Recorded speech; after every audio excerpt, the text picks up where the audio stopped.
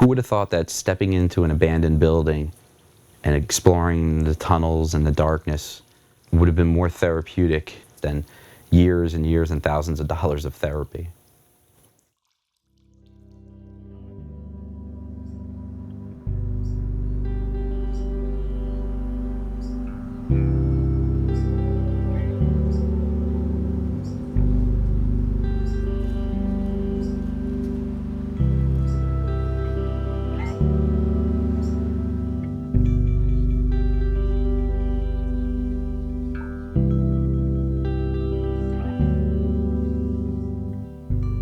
It was everywhere. I mean, everywhere you looked, the world seemed kind of a little darker, and everything seemed kind of like it was drying up and it was abandoned. And sometimes it, takes you hitting rock bottom in life to kind of wake up and see what's really going on around you.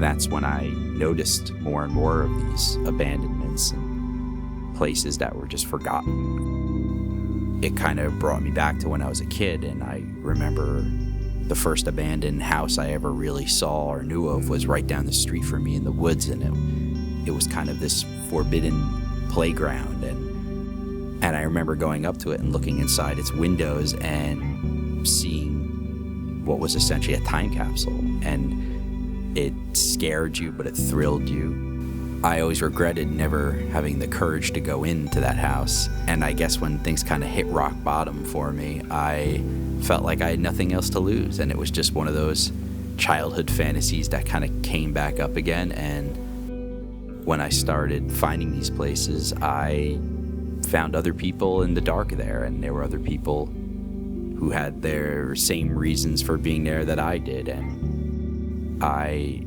realized that we all had kind of like a single common thread, and that was utter and absolute curiosity.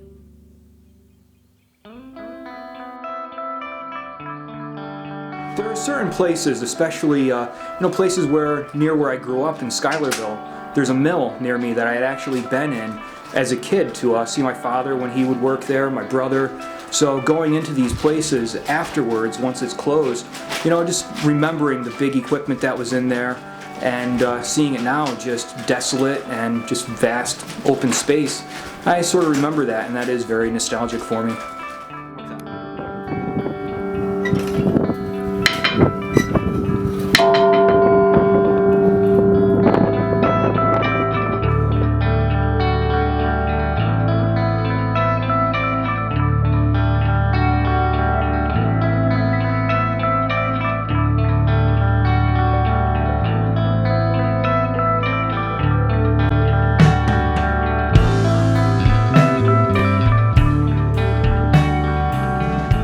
A lot of people will go into heights to get that crane shot or go on top of buildings. There's certain aspects of urban exploring. There's the buildings, there's the draining, there's the rooftops. I myself have a fear of heights. I get vertigo and queasiness when I get to a certain height and look down. I'm never really going to put myself in a situation where I'm going to be to caution to the wind and just try to get that one shot, just to have a shot. I rather have my life than have a picture.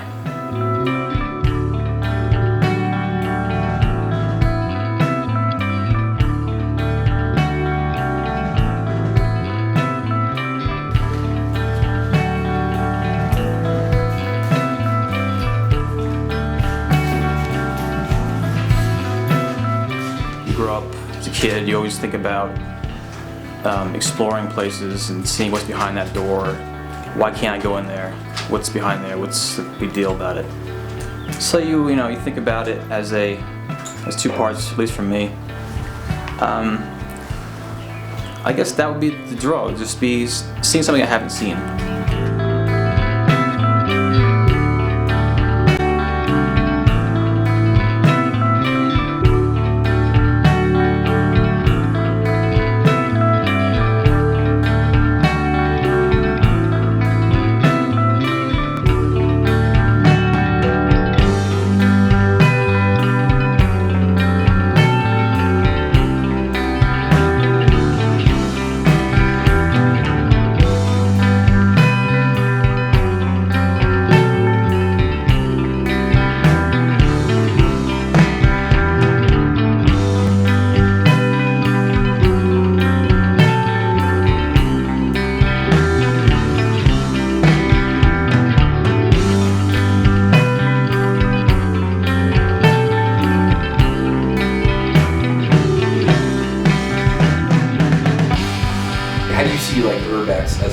form itself?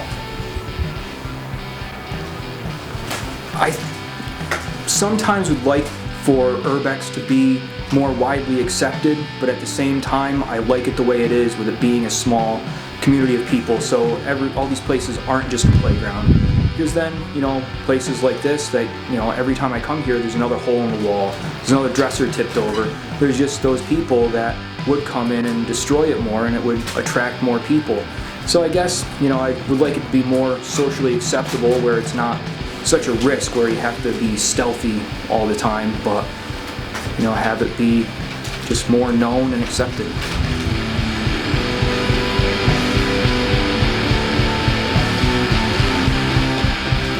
I don't think the fact that we're putting something dangerous should make the art seem like more than it is. That's just what we're doing. I mean, we know that going to a place will be dangerous. We know that there are.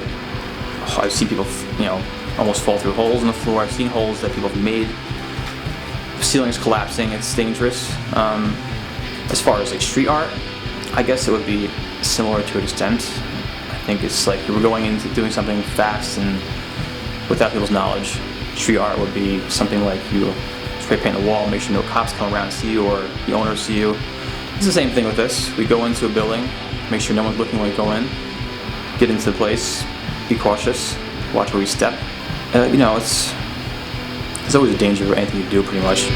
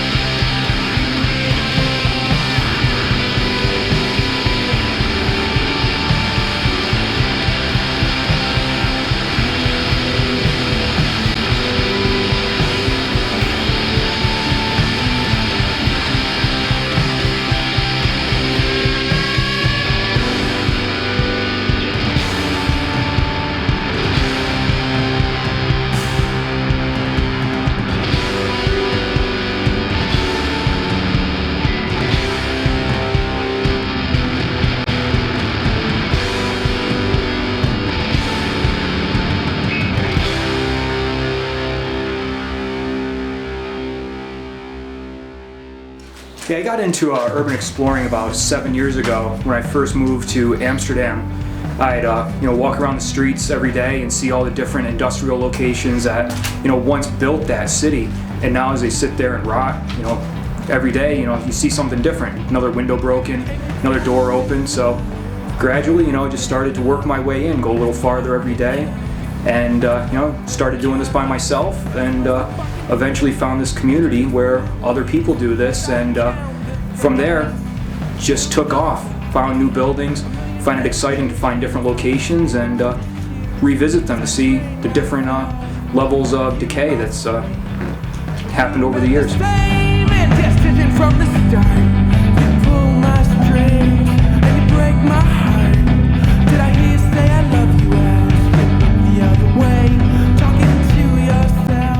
Man, I started off doing this just, going into buildings and looking at them, and, gradually moved to point and shoot, and moved to DSLR, and now I guess, I just find it really exciting to see the mold and the various different, parts of nature that have taken over, and especially watching that throughout the years as it grows and spreads.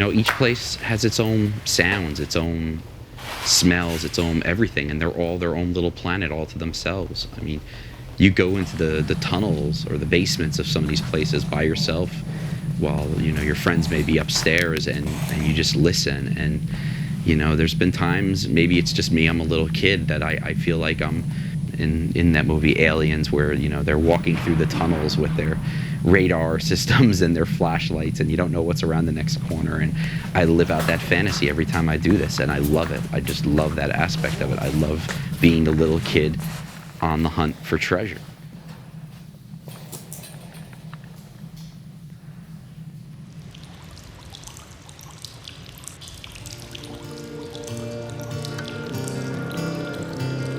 I've always admired abandonments. As a kid, we used to see them a lot in Long Island. There'd be a lot of transition going on.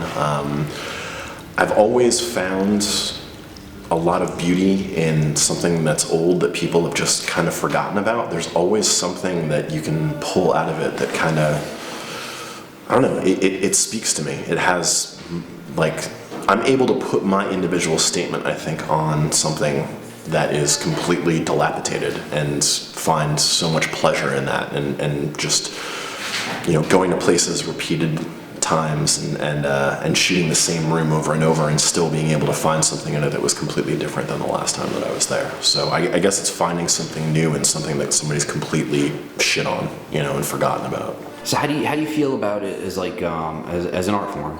I think it's underrated for what it is. I think that sometimes, I think the problem that we have here on the East Coast is that there is so much abandonment and there is so much flux, that so many people go out and do what we do, that a lot of times you can get overlooked, and you kind of have to ignore that.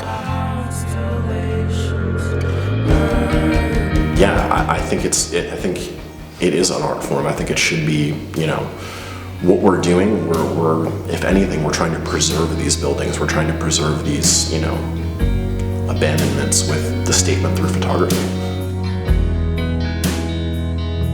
And take a little walk when the worst is too cold. When I saw you looking like I never thought, and say you're at a loss or forgot that words can't. I went to film school. I always wanted to make movies. I'm a storyteller, and I did that and realized it wasn't necessarily for me. It was too much red tape, too much relying on people, and I really was drawn to the core of it, which was storytelling and being a writer. But for years, I think I just kind of was blocked. The part of me that really needed to be free was just covered up and blocked because of my obsessive compulsive disorder. And doing this and discovering an art form that in itself had to be done in a dangerous place in my mind and in reality just really helped me overcome a lot of things, and just kind of cut open that pocket and really just created a whole new time period of creativity.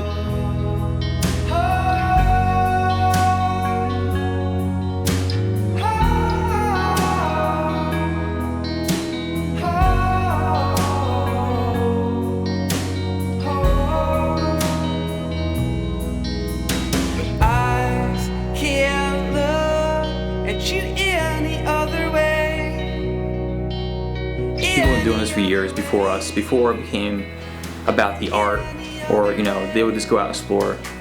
I know a friend of mine who's in the mid-40s, and he's been doing this in the 70s.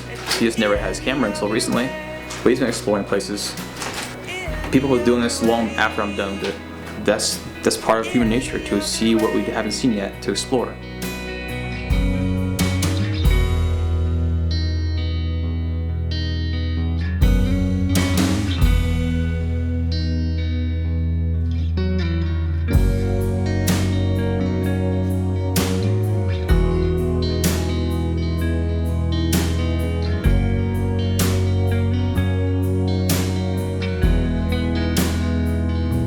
So take it as a song or a lesson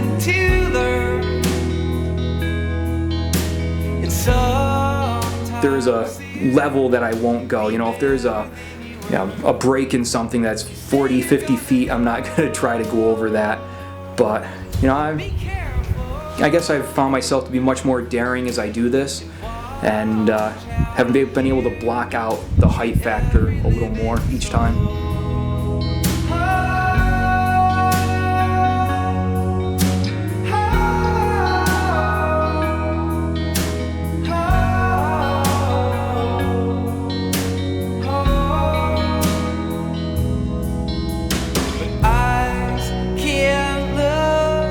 You any other way, any other way, any other way. When eyes can't look at you any other way, any other way, any other way.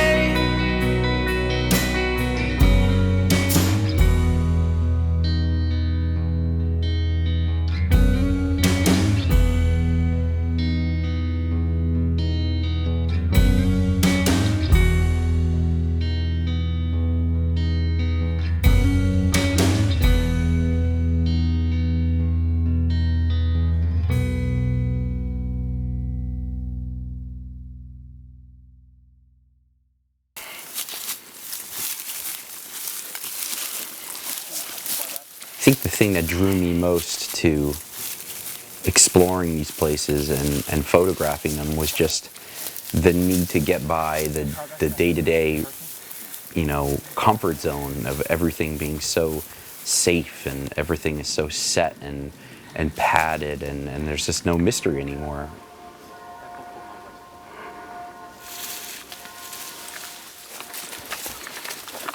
With the internet and with, you know, everyone's walking around with a cell phone with a GPS system in it and everybody knows where everybody is at the same time.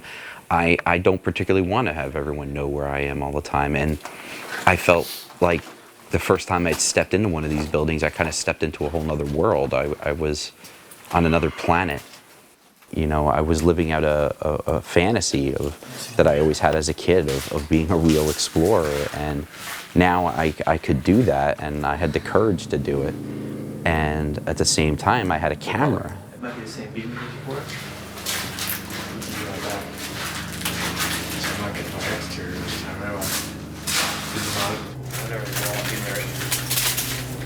I guess it just came down to once I graduated film school and left the big city and wasn't faced with that fear on a daily basis, I kind of started falling into this like languid, comatose, comfortable state of mind, and it just, you know, after a while kind of got to me, and I needed like an injection of adrenaline. I needed to feel, part of me needed to wake up again and kind of be alive and, you know, taking a big breath of fresh air, and it just kind of came along one day, and that really compelled me to kind of step out of my comfort zone and kind of just plunge headfirst into my fears.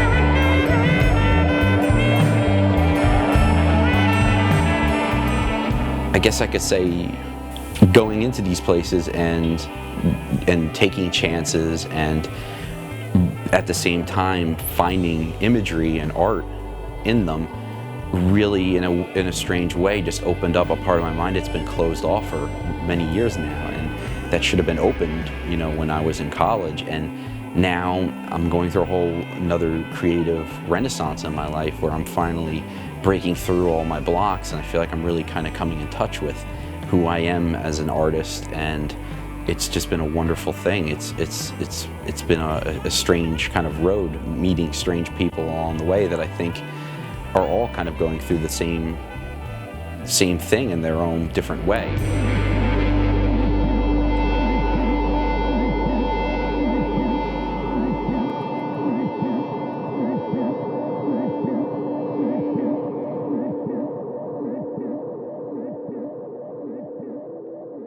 What is it that got you first into this? As a small kid, I grew up in Newtown by Fairfield Hills. And when I was very young, it was a very scary thing. They had this alarm that would go off when people escaped, and all the parents, like, you had to go back into your house because there was like crazy people running around. And as I got older, of course, my interest is piqued in what's going on there and why it's so scary. So I ended up hanging out there a bit as a teenager, bringing girls and being cool. And then later, a few years after that, I actually ended up spending quite a bit of time in and out of various mental facilities. When I met my fiance, she got me into photography, and it totally opened up a whole new level of appreciation for what was inside these buildings and how to capture, you know, your own little piece of that history, your own little piece of that insanity, your own little piece of that. I guess you could call it is a culture at this point. There's a lot of us, so it's a culture.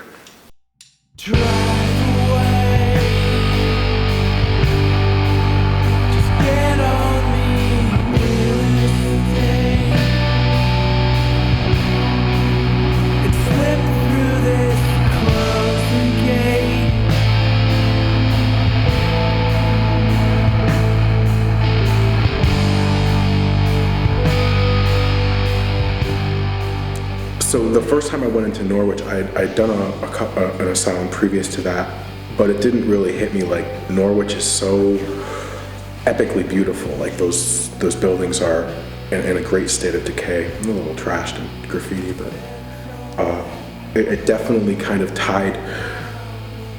It felt like I tied up some loose ends internally for me, like with the whole not being on the meds that I had to be on when I was actually institutionalized.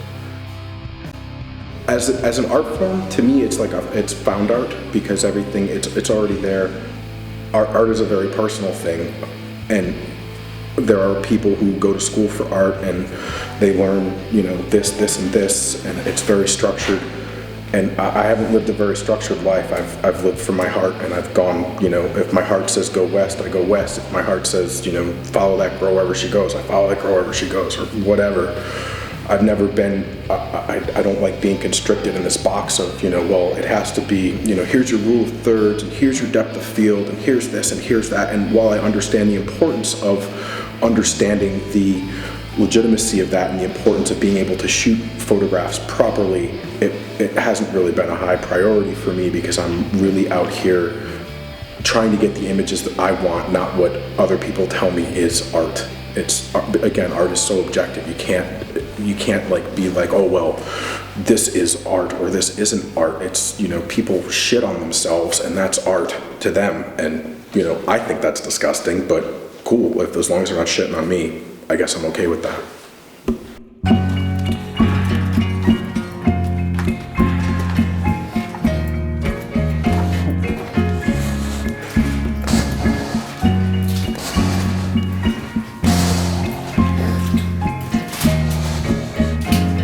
It's an adventure. It's an exploration into the dark with my flashlight and my best friends at my side, and finding things and seeing places that nobody's seen for years, and finding like almost a time capsule of untouched life, untouched humanity. And that's what I'm really always searching for, just that one place that's a complete time capsule that has been sealed off and nobody has seen since the day the doors were shut and the keys were thrown away.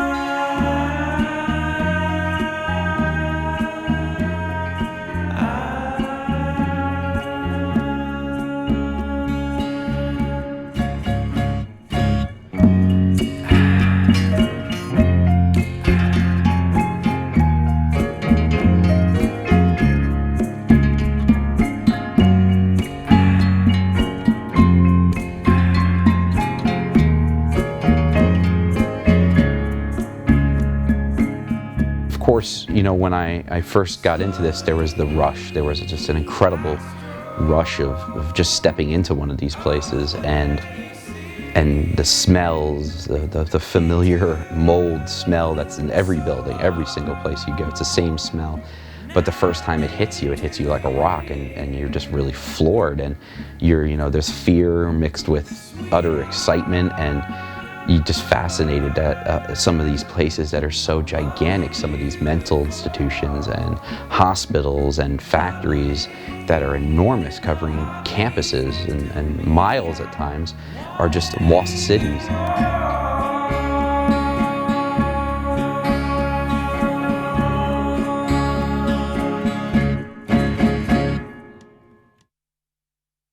How many years have you been doing this? I've been doing it since 2003. That was the first time. It was Halloween 2003 when we went to that slaughterhouse, and it was like, once I started going off on my own and meeting new people, seeing new places that I didn't know existed, and finding more places, and finding those places that you see and you're like, you just think to yourself, I need to see this, I need to photograph it, I need to capture it in my own way. Because, you know, I can't tell you how many times that you go somewhere, tons of people have been there before, you know, other urban explorers, and everyone takes the same photos. You know, everyone takes the same shot of the same hallway or the same door or the same barber chair. So part of my motivation as well is also to try and see it in a way that nobody else has seen it, try and shoot it from that angle that no one else thought of. It's almost like a challenge to myself. Because in the beginning, I was, you know, I'd never touched a camera. I was just taking my point and shoot out and just enjoying the buildings themselves and having fun. But then I saw what other people were doing, and it motivated me to want to do better. I want to take shots like that guy. I want to take shots that look that good, you know. And then you upgrade your camera, and then, you know, 2 years later, you're like, I need a better camera, you know. It's like, it's endless. And then finally, next thing you know, you're dropping $5,000 on a camera, but it's worth every single penny. You're stepping into a place that nobody's been for a long time, and you just let your imagination run wild, and you get lost, and you kind of let all your problems go away. You just kind of get lost in this kind of just, it's like a new world, like a different planet almost. There's nothing in the world that could compare to that first breath you take, that feeling that you get when you first make your way into an abandoned building, whether it's somewhere you've been trying to get to for years or if it's somewhere you just found, and you have this sense of accomplishment, like you made it, and now you could just start kind of wandering around and just soaking it all in. You know, I've actually found certain places I've been where I make my way inside and you get to that spot and you just kind of stand there for 10 minutes in silence and you just take it all in, you know. You let your brain really get a hold of it, soak it in, and then you break out your camera and you start taking your shots. Once you're in those buildings, you can just shut out the world outside around you. You know, it's like anything that was bothering you, any stresses you had, it doesn't matter. You know, yeah. It's like nothing matters. You could get lost. It's like all your problems are gone until, you know, you make your way back outside into the real world. But I hate heights. I can't stand heights. They get me nervous. I start to sweat. My stomach starts bubbling up. But I know that if I don't push myself to do it, I'm gonna be on that car ride home and just think to myself, why the hell didn't I do that? Why didn't I get that shot? I had to get that shot, you know? What is it about the shot that you want? It's just, it has nothing to do with trying to impress anybody or trying to look good, or it's more for yourself. It's like a sense of accomplishment, like, yeah, I did that. And you have the photo to prove it. It's like, you know, it's almost like you're documenting your adventures, because they're adventures, you know? It's not like you go out and it's like, oh, I'm just gonna go take some photos today. It's not like going into the woods on a nature hike and taking photos. It's like going to another world. You know, it's exciting. It like gets your adrenaline pumping. It puts you in a situation that you normally wouldn't be in. Taking a look at something that nobody's seen in 20 years. You know, it's excitement, it's an adrenaline rush, and you get to that spot where you push your own boundaries, and once you do it, you're like, oh, that was awesome. You know, it's like you feel this great sense of accomplishment. And, you know, it's not like most of the places that we go are right around the corner, you know. I mean, sometimes I've driven as far as 6 hours, you know, plane rides to Detroit, Massachusetts, all over. It's just, it's amazing, you know, like the adventures you go on, the people you meet. You know, I have lifelong friends that I've met now that I wouldn't ever want to not know. So glad that I've met them, you know, all through this, I guess you could call it a hobby, if anything.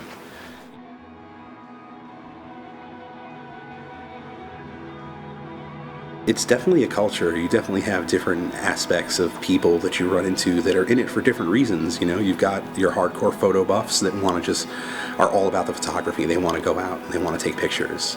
Then you've got your guys who are just more about the history. They want to know everything there is to know about the building and recreate old photos, and they want to do that. And then you have people that just want to go hang out in somewhere that's different than where they live, or something new, something exciting.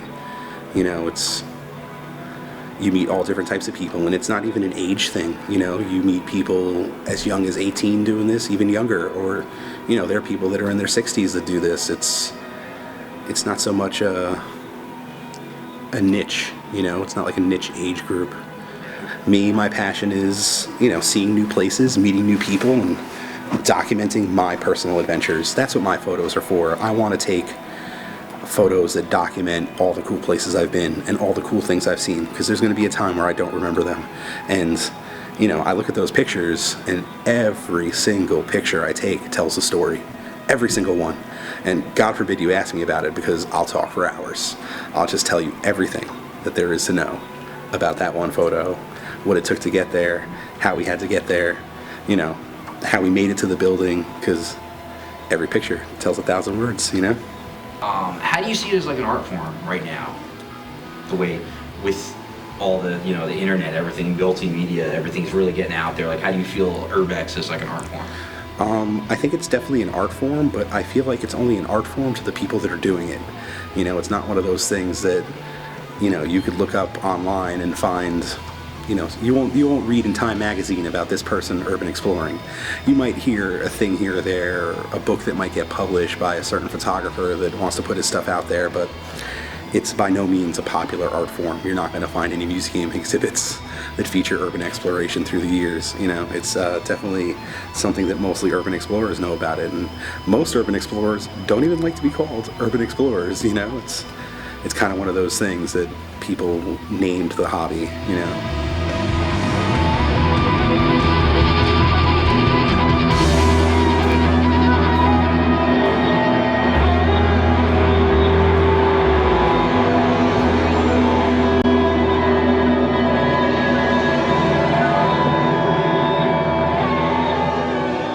At the end of the day, I take my pictures for me, and me only.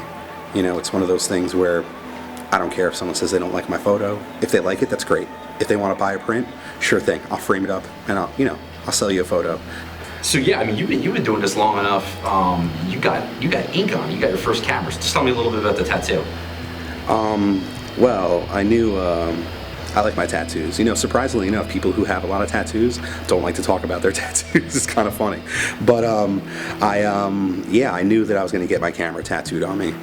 So I got my tattoo with my favorite lens at the time. Well, I got a tattoo on my foot of my camera with my favorite lens at the time. You know, since then I've upgraded cameras, but still, it's my little ode to photography, plus my ode to psychiatric hospitals, where I have a guy getting electroshock therapy. I know, a little dark, a little morbid, but, you know, that's me.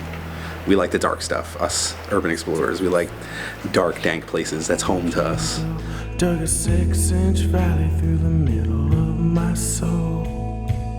And at night I wake up with the sheets soaking wet, and a freight train running through the middle of my head. Can cool my desire.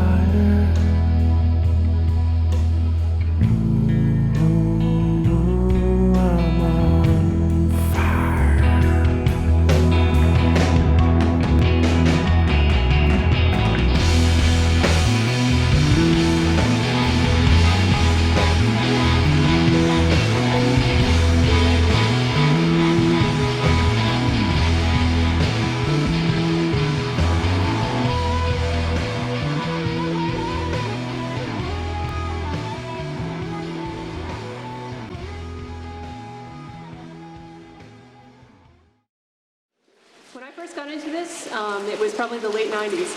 And I had a friend that lived down the street. This was when, not many people had internet. And he had a computer, so I used to go to his house, and we used to cruise the Weird New Jersey website. And we used to find things on that site that were interesting, and then we would go out and we would find things, mostly abandoned houses.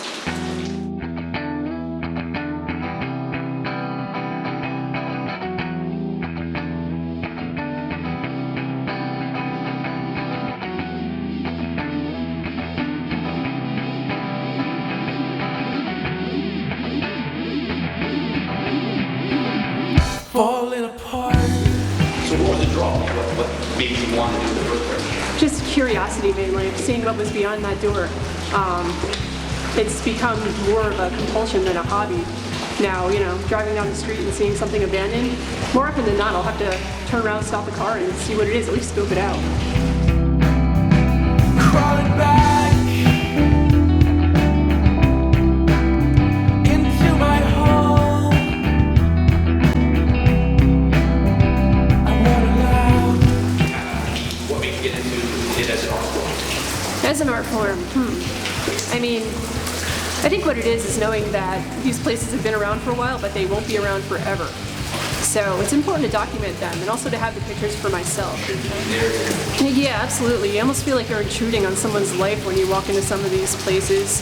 The asylums in particular, because they're not very nice places when they were active. There were patients that were put there simply because their families rejected them, because they were embarrassed of them, say because they had alcohol or substance problems, or it could be a young woman who was pregnant, so they just tossed her away from society. And it's really a shame to think that that happened to these people, and they should be remembered. The Urbex scene, as it may be, I think it's ridiculous. I think it's absolutely and utterly ridiculous, because once you put anything on the internet, it's just out there. It's exposed to so many people, and the thing is, you cannot take it off the internet. It's there forever. And anybody who comes along can see any content you may put on the internet. If you want to protect a place, maybe you should just keep it off the internet, because that's how places get vandalized. And the quicker they get attention, the quicker they get vandalized, the quicker they draw cop attention, and the quicker they get demolished. Back then, when I first started, this was more about exploring the abandoned buildings and just simply seeing what was inside. I think many times when I first started, I didn't even think to take pictures. And it was only until maybe a few years later that I started bringing a camera. And I wish I had brought a camera in the beginning, because there are lots of places that I couldn't go back to because they were now gone. This country, the way they treat the abandoned buildings, it's shameful, because those are, like I said before, those are all part of our history. And they're just bulldozing these things regardless of the history they may hold.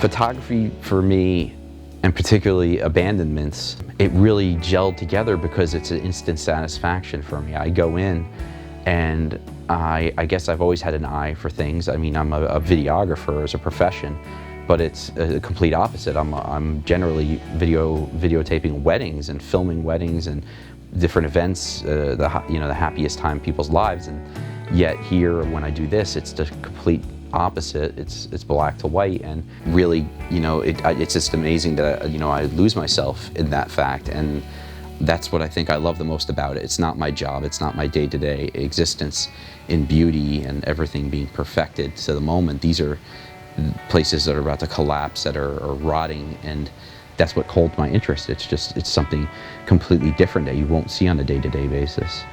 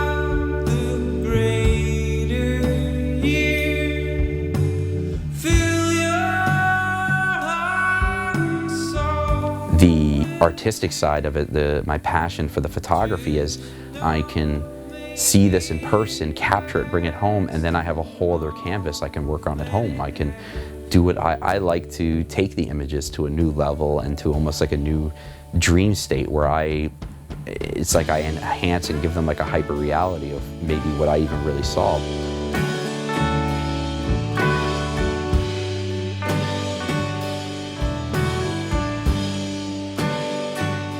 Doing this gives me one of the best avenues to do that, is to take a place at its worst and bring it with me and take it to a whole new level. And I love the instant satisfaction of that. I don't have to rely on anybody else. I don't have to, it's different from my writing. It doesn't take me years to do it. I can sit down and really just be creative on the spot, and it just keeps my juices flowing. It keeps my mind and the gears of my imagination rolling constantly. And in doing that, it's just been wonderful. It's been so cathartic.